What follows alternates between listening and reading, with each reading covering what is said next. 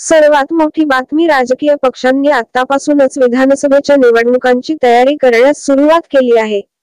अनेक नेते आपल्या कार्यकर्त्यांसह पक्षांतर करताना दिसत आहेत। अशातच आता शिंदे गटाने आपल्या एका बड्या नेत्यावर कारवाई केली आहे।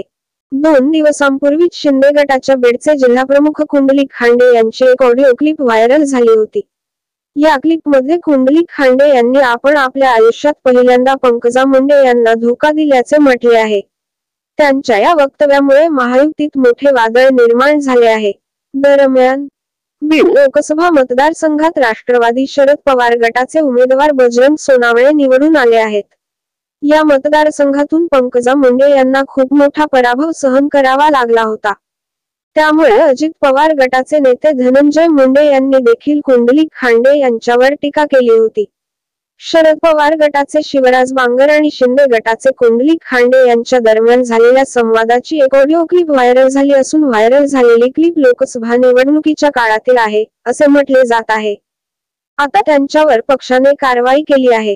याबाबत शिंदे गटाचे सचिव संजय मोरे यांनी पत्रक प्रसिद्धीला दिले आहे। संबंधित ऑडिओ क्लिप व्हायरल झाल्यानंतर मुंडे समर्थक खूप आक्रमक झाले होते। सर्वात महत्त्वाचे म्हणजे बीड शहरातील जालना रोडवर असलेले खांडे यांचे कार्यालय जमावाने दगडफेक करून तोडले होते।